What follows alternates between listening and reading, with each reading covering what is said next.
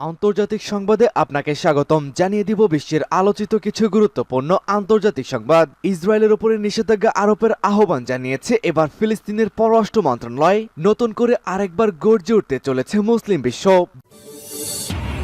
জানিয়ে দিব হুঁশিয়ারি পুতিনের, রাশিয়া আক্রমণ করলে পরিণতি হবে অত্যন্ত ভয়াবহ। এদিকে পাকিস্তানের নতুন সরকারকে স্বীকৃতি না দিতে বাইডেনের উপরে চাপ। থাকবে মস্কোতে হামাস ফাত্তা বৈঠক, আলোচনায় ফিলিস্তিনি ঐক্য।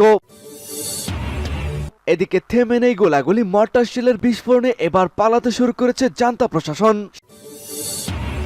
সর্বশেষ জানিয়ে দিব মহাকাশে সত্যি কি পারমাণবিক বোমা মোতায়েন করছে পুতিন। থাকবে এ ব্যাপারে একটি চাঞ্চল্যকর প্রতিবেদন, ভিডিওটি সম্পূর্ণ দেখতে থাকুন। দর্শক, শুনছিলেন সংবাদ শিরোনাম, এবারে জানিয়ে দিব বিস্তারিত।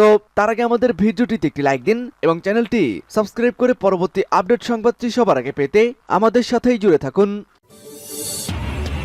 ইসরায়েলের উপরে নিষেধাজ্ঞা আরোপের আহ্বান ফিলিস্তিনি পররাষ্ট্র মন্ত্রণালয়ের। মানবিক সহায়তার অপেক্ষায় থাকা শতাধিক ফিলিস্তিনিকে হত্যার জন্য ইসরায়েলের উপরে নিষেধাজ্ঞা আরোপের আহ্বান জানিয়েছে ফিলিস্তিনি পররাষ্ট্র মন্ত্রণালয়। খবর অনুসারে বেসামরিক নাগরিকদের সুরক্ষা নিশ্চিত করতে এবং তাদের মানবিক চাহিদা সুরক্ষিত করতে ইসরায়েলি সরকারকে বাধ্য করতে ফিলিস্তিনি মন্ত্রণালয় দেশটির ওপর প্রতিরোধমূলক নিষেধাজ্ঞা আরোপের আহ্বান জানিয়েছেন। ইসরায়েলের প্রধানমন্ত্রী বেনিয়ামিন নেতানিয়াহুকে ফ্যাসিবাদী ইসরায়েলি মন্ত্রী ইতামার বেন গাভিরের পুতুল বলেও অভিযোগ করেছেন তারা। বৃহস্পতিবার মন্ত্রণালয়টি বলেছে ওই হামলা ইসরায়েলে অব্যাহত গণহত্যার অংশ। বিবৃতিতে আন্তর্জাতিক সম্প্রদায়কে বেসামরিক নাগরিকদের রক্ষার একমাত্র উপায় হিসাবে যুদ্ধবিরতি শুরু করতে জরুরি হস্তক্ষেপের আহ্বান জানানো হয়। পুতিনের হুঁশিয়ারি, রাশিয়া আক্রমণ করার চিন্তা করলেও করুণ পরিণতি হবে পশ্চিমাদের।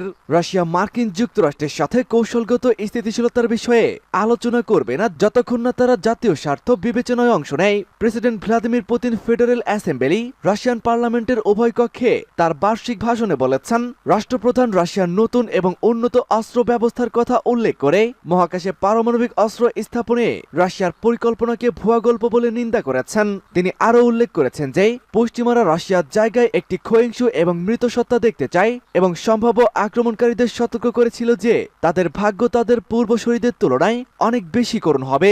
ইউক্রেনে বিশেষ সামরিক অভিযান নিয়ে পুতিন আরও বলেন, রাশিয়া তার লক্ষ্য অর্জনের জন্য সবকিছুই করবে।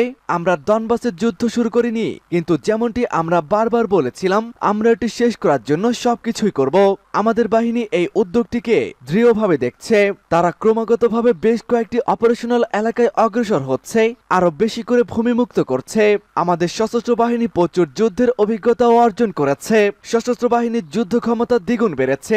পুতিন আরো জানিয়েছেন, রাশিয়ার প্রতিরক্ষা শিল্পকে উৎসাহিত করার পূর্ববর্তী সমস্ত পরিকল্পনা যা 2018 সালে টেস্ট অব দ্য নেশন অ্যাড্রেসে ঘোষণা করা হয়েছিল হয় বাস্তবায়িত হয়েছে বা সমাপ্তির কাছাকাছি রয়েছে। পাকিস্তানের নতুন সরকারকে স্বীকৃতি না দিতে এবার বাইডেনের উপরে চাপ। বৃহস্পতিবার সকাল 10টায় শুরু হওয়ার কথা থাকলেও 1 ঘন্টা দেরিতে শুরু হয় পাকিস্তানের সংসদের অধিবেশন। উদ্বোধনী অধিবেশনের শুরুতে নির্বাচিত সব পার্লামেন্ট সদস্য শপথ নিয়েছেন। অধিবেশনে যোগ দিয়ে ইমরান ও পিটিআইয়ের পক্ষে স্লোগান দেন সুন্নি ইত্তেহাদ কাউন্সিলের সদস্যরা। এমন অবস্থায় মার্কিন প্রেসিডেন্ট জো বাইডেন এবং secretary of the state Antony ব্লিংকেনকে পাকিস্তানের নতুন সরকারকে স্বীকৃতি দেওয়া থেকে বিরত থাকার জন্য অনুরোধ করে একটি চিঠি দিয়েছে মার্কিন আইন প্রণেতারা। এ বিষয়ে মার্কিন আইন প্রণেতারা নির্বাচনী কারচুপির অভিযোগের পুঙ্খানুপুঙ্খ তদন্ত দাবি করেছেন। ডেমোক্রেট আইন প্রণেতারা তাদের যৌথ চিঠিতে পাকিস্তানের সাম্প্রতিক সংসদীয় নির্বাচনের বিষয়ে উদ্বেগ প্রকাশ করেছেন। তারা নির্বাচনের দিনের বিধি লঙ্ঘন এবং বাধার প্রমাণ উল্লেখ করে নতুন পাকিস্তান সরকারকে স্বীকৃতি দেওয়ার আগে একটি স্বচ্ছ ও বিশ্বাসযোগ্য তদন্তের আহ্বান জানান। ওই চিঠিতে স্বাক্ষর করেছেন 33 ডেমোক্রেট আইন প্রণেতা। মিশিগানের প্রভাবশালী মুসলিম আইন প্রণেতারাও এই চিঠিকে সমর্থন করেছেন। মিশিগানের প্রভাবশালী মুসলিম সদস্য যারা চিঠিতে স্বাক্ষর করেছেন তারা হলেন রাশিদা তালাইব, ইলহান ওমর এবং আন্দ্রে কারসন। মস্কোতে হামাস ফাত্তা বৈঠক, আলোচনায় ফিলিস্তিনি ঐক্য জোট। ফিলিস্তিনি রাজনৈতিক গোষ্ঠীগুলোর নেতারা রাশিয়ার রাজধানী মস্কোতে বৈঠকে মিলিত হয়েছেন। গাজার শাসক গোষ্ঠী হামাস ও পশ্চিম তীরের ক্ষমতায় থাকা ফাত্তা গোষ্ঠীর প্রতিনিধিরাও বৃহস্পতিবারের বৈঠকে উপস্থিত রয়েছেন।